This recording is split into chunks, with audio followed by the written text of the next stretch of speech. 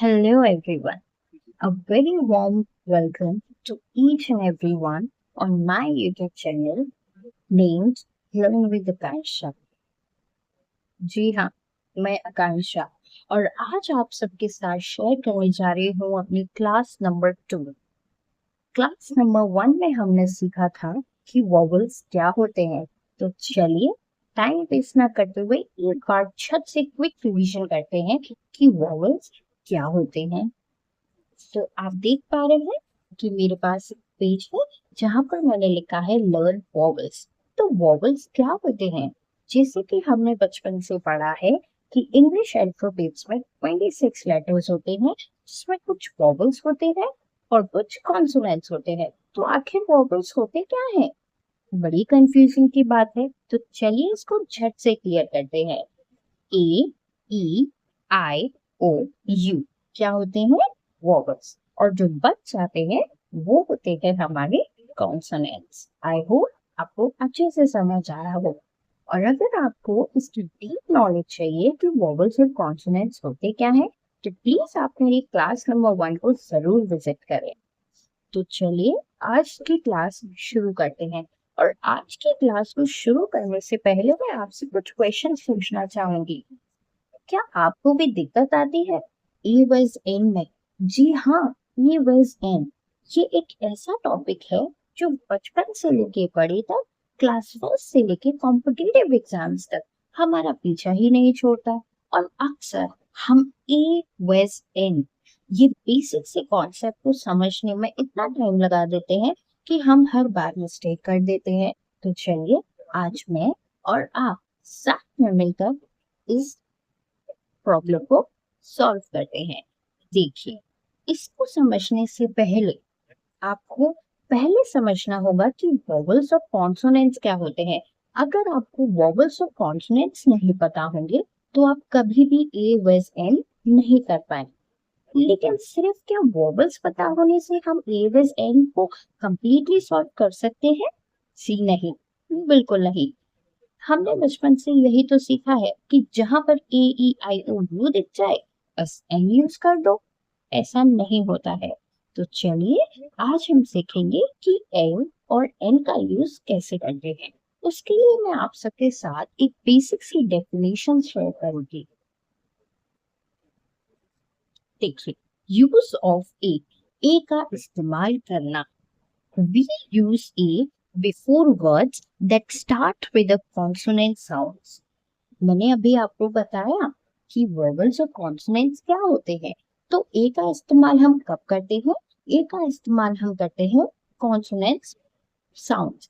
जिस भी लेटर, यहाँ पर लेटर का खेल नहीं है, यहाँ पर साउंड का खेल है। यहाँ आपको साउंड को फिगर करना होगा, साउंड को समझना होगा। जहां पर भी आपको कॉन्सोनेंट साउंड आएगी वहां पर आप ए का यूज करेंगे। चलिए कुछ एग्जाम्पल से इसको और इजीली समझते हैं।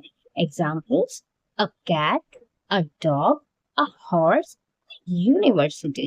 अब आप लोग बोल रहे होंगे मैम, यूनिवर्सिटी, यूनिवर्सिटी में तो यू है, तो यहाँ एन होना चाहिए। बस यही आती है हम सबको दिक्कत। देखिए, यूनिवर्सिटी में साउंड यू का आ रहा है, दैट इज वाई ओ ओ। इसलिए ये क्या है? एक कॉन्सोनेंट। तो यहाँ पर हम किसका यूज करेंगे? ए का। आई होप आपको अच्छे से समझ में आ गई होगी ये वाली बात। चलिए अब हम यूज ऑफ एन की तरफ पढ़ते हैं। An, we use n before those words that starts with vowel sounds, जिनके आगे vowel sounds होती है। चलिए इनके एग्जाम्पल्स देखते हैं। an apple, an elephant, an r। r यहाँ h है, ये तो कॉन्सोनेंट हो गया मैम। जी नहीं, ये कॉन्सोनेंट नहीं है, ये वॉवल है, क्योंकि यहाँ पर जो h का साउंड है वो साइलेंट है। तो चलिए कीटक देखते हैं। ऑल अबाउट साउंड, सारा खेल तो साउंड का है। हम क्या करते हैं? हम हमेशा ए ई आई ओ यू करते हैं और फुल कर देते हैं, यहीं पर गलती करते हैं। आई होप आपको ये चीज बहुत अच्छे से समझ आई हो। अगर आई है तो चलिए एक छोटी सी वर्कशीट के साथ हम आज की क्लास को एंड करेंगे। आप देख पा रहे हैं कि ये मेरे पास एक वर्कशीट है जहां पर हमें फिल करना है ए और एन। तो चलिए आप मुझे बताइए, ए अम्ब्रेला और an umbrella. Or, teacher, cat, leaf, orange, ant, dog, flower, ear, farmer, eye, egg, eraser, rabbit, बस। तो चलिए इसको जल्दी से फिल करते हैं। एन अम्ब्रेला, क्यों? क्योंकि यहाँ पर वॉवल की साउंड है।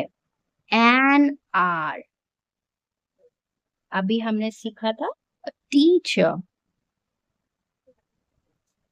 अ cat, a leaf, an orange. Why? Because this comes with the sound of vowel. An ant, a dog,